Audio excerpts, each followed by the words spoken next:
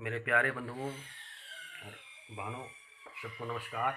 आज मैं सुदामा चरित्र के संबंध में बता रहा हूँ। जिस सुदामा चरित्र के रचयिता अर्थात कविवर का नाम है नरोत्तम दास। नरोत्तम दास जी ने बड़ा ही सुदामा और श्री कृष्ण के मित्रता का मार्मिक और सजीव वर्णन किया है। भैया, अत्यंत गरीबी में जीवन गुजार रहे सुदामा अपनी पत्नी के कहने पर अपने बाल सखा और द्वारिकाधीश श्री कृष्ण की नगरी पहुंचते हैं। द्वारपाल उन्हें द्वार पर रोककर श्री कृष्ण के सम्मुख उनकी दीनहीन दशा का वर्णन करता है और द्वारपाल के मुख से उस गरीब ब्राह्मण का नाम सुदामा सुनकर श्री कृष्ण सारी कार छोड़कर उसी क्षण सुदामा से जा मिलते हैं। यही इसका रूप रंग है। अब देखिए, हालांकि मैं बताऊंगा कि सुदामा जी गरीब इतने क्यों हो गए और कृष्ण इतने। अपने मित्र के चलते सुदामा जी ने अपनी गरीबी को स्वीकार कर लिया। याद रखिएगा, जब वे संदीपुनी मुनि के आश्रम में शिक्षा दीक्षा ग्रहण कर रहे थे, उसी समय की घटना है। उस घटना को मैं कभी बताऊंगा कि वे सुदामा क्यों गरीब हो गए। एक भिखारिन उसी समय भिक्षा मांगकर चली आ रही थी, तो उस भिखारिन को किसी के यहाँ से कुछ चने मिल गए थे, तो चोरों पोटली में बांधकर चली जा रही थी। कुछ चोर रास्ते में मिल गए। चोरों ने सोचा कि शायद इस पोटली में सोना चांदी होगा, इसलिए चोरों ने उसका पीछा किया और पीछा करते करते ठीक जहाँ पर संदीपुनी मुनि का आश्रम था, जहाँ पर सुदामा और कृष्ण शिक्षा दीक्षा ग्रहण कर रहे थे, वहीं पर वह भिखारिन जो ऐसे छोड़ दिया चने का पोटली को। जब चने के पोटली को देखा चोरों ने कि यहाँ पर तो सिर्फ सोना चांदी नहीं रह करके सिर्फ चना है, तो फिर चोर वहाँ पर उस चने के पोटली को छोड़कर चले गए। तो उसी समय संदीप पनी मुनि के आश्रम से निकली उसकी पत्नी ने उस चने को रख ली और फिर एक बार जंगल जाने के दौरान, वन जाने के दौरान उन लोगों को दे दिया और सुदामा से कहा कि जाओ इस चने को दोनों बांट कर खा लेना।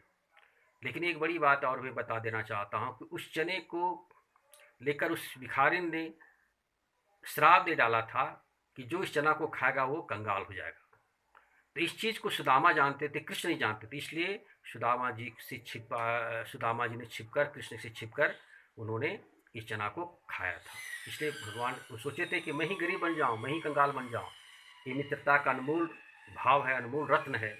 इसलिए बड़ा सुंदर दिनकर ने भी इस मित्रता के संबंध में भी एक कविता लिखी थी कि मित्रता है अनमोल रतन, इसे कब तोल सकता है धन। धरती की है क्या बिसात, आ जाए अगर बैंकुट हाथ, उसे भी नछावर कर दूंगा, गुरुपति के चरणों में धर दूंगा। ये बात भगवान कृष्ण जब जाते हैं कर्ण को समझाने के लिए, तो कर्ण अपनी मित्रता का अनमोल बातें कहता है। खैर जाने दीजिए, आजकल तो ऐसा मित्र मिलना मुश्किल है। तो इस कविता को सुनिए, कविता को सुनने के बाद आप लोगों को कुछ अर्थ समझ में आ जाएगा। शीश पगान झगा तन में, प्रभु जाने को अही बसे कही ग्रामा, धोती फटी सिलटी दुपटी, अरुपाय उपान को नहीं शामा। द्वार खड़ो द्विज दुर्बल एक, रहियो चकिसो वसुधामा अभिरामा, पूछत दीन दयाल को धाम, बतावत आपनो नाम सुदामा, अपनो नाम सुदामा। समझ ही गए हमें बंधुओं। ऐसे बेहाल पिवाइनी सो, पग कंटक जाल लगे पुनि जोए, हाय महा दुख पायो सखा, तुम आय इति न किते दिन खोए। देख सुदामा की दिन दशा, करुणा करिके करुणा निधि रोए। देख दीन दशा, करुणा करिके करुणा निधि रोए। पानी परात को हाथ छियो नहीं, पानी प्रात को हाथ छियो नहीं, नैनन के जल सो पग धोए, नैनन के जल सो पग धोए। कछु भाभी हमको दियो, सो तुम काहे न देत, चापी पोटरी काख में, रहे कहो कहीं हेतु। आगे चना गुरु मातु दये ते, लए तुम चाबि हमें नहीं दीने। श्याम कहियो मुस्काय सुदामा सो, चोरी की बान में हो जू परवीने। चोरी की बान में हो जू परवीने। पोटरी कांख में चापी रहे तुम, पोटरी कांख में चापी रहे तुम। खोलत नहीं सुधारस भीने, खोलत नहीं, खोलत नाही सुधारस भीने।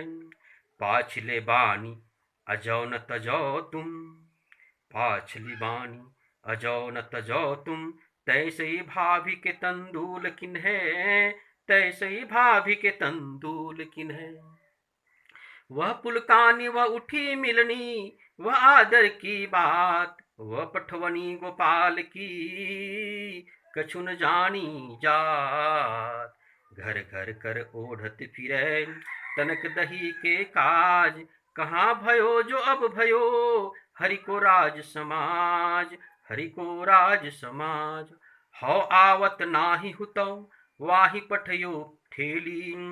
अब कही हौ समुझाए कै बहुधन धरौ सकेली, बहुधन धरौ सकेली।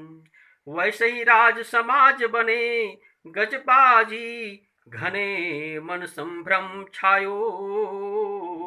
गज बाज घने मन संभ्रम छायो।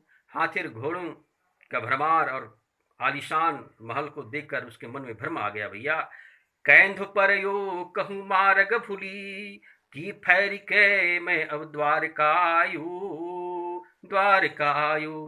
भौन बिला की बै, भौन बिला की बै कुमन लोचत।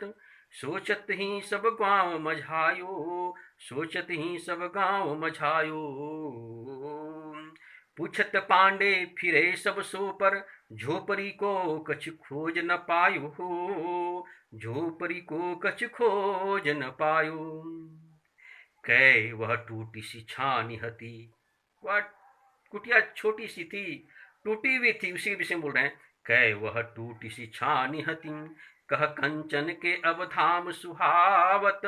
वह कह कंचन के अब धाम सुहावत, वहां पर सोने का धाम बन गया। कै पग में पन्ही न हती, जिसके पैरों में पगही, पन्ही अर्थात पगत्रान जिसको कहते हैं, चप्पल जूता जिसको कहा जाता है। वह कह कंचन के अब धाम सुहावत, कै पग में पन्ही न हती। कह लय गजराज हूँ ठाठ महावत, भूमि कठोर पैरात कटै। कह लय गजराज हूँ ठाठ महावत, भूमि कठोर पैरात कटै। कह कोमल सेज पै नींद न आवत, कह जुर तो नहीं को दुसवा। प्रभु के प्रताप ते दाख न भावत, प्रभु के प्रताप ते दाख न पावत। नमस्कार मेरे बंधुओं, अगर अच्छा लगे तो इसे सब्सक्राइब करेंगे। इसका सारांश में थोड़ा सा ही बताया, समय नहीं रहने के चलते अंत में थोड़ा सा मैं बता देता हूँ कि सुदामा जी गरीबी में जीवन गुजार रहे थे, लेकिन जब द्वारका लौटने के पश्चात देखे कि उसकी स्थिति बदल चुकी है, श्री कृष्ण ने उन्हें भी स्वयं जैसा संपन्न बना दिया था। टूटी झोपड़ी की जगह सुदामा के पास स्वर्ण महल था। कल तक जूतियां के बिना नंगे पांव रहने वाले सुदामा के द्वार पर आज हाथी लिए महावत खड़ा है। कल तो जो कठोर धरती पर यूं ही सोने का विवश थे, सस्ते मोटे अन्न के सहारे जीवन काटते थे, और श्री कृष्ण की कृपा से किशमिश मुखे स्वाहे सब कुछ मिल गया है। भगवान की अपरंपार यही कृपा है। धन्यवाद, नमस्कार। पसंद हो तो इसे सब्सक्राइब करेंगे और आगे शेयर करेंगे। नमस्कार।